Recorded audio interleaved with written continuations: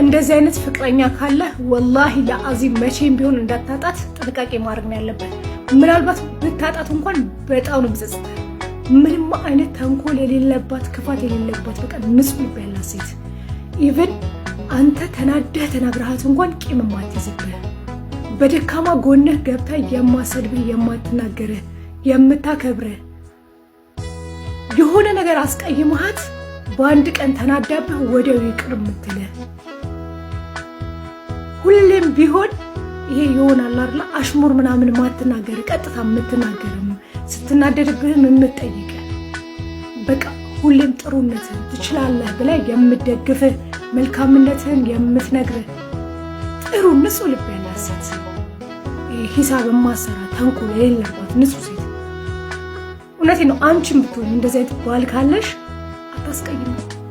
አታስቀይሟት ብሮ ወላሂ ለአዚም ይጸጽታል። በቃ እሷን በማጣት እድሜ ልክ ይጸጽታል።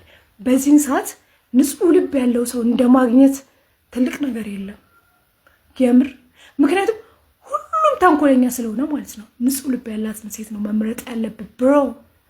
ነቃበል ኢቭን በቃ ፍቅረኛ ምናምን አይደለም ጓደኛ እንኳን ሲሆን ይሆናል አይደል? በደካማ ጎንህ ገብቶ እንደማትችል የሆነ መጥፎ ነገርን የሚነግርህ ሳይሆን ሁሌም ጥሩ ነገርን ይህቺ ነገር ብታስተካክል እያለ የሚነግርህ ግን በቃ ሁሌም እንደምትችል ታረጓለህ የሚልህ ከጎንህ የሆነ ቂም የማይዝበት ተንኮል የሌለበት ንጹህ ልብ ያለው ሰው በቃ እንደዚህ አይነት ሰው ካገኛችሁ እባካችሁ መቼም ያን ሰው ላለማጣት ፍሩ።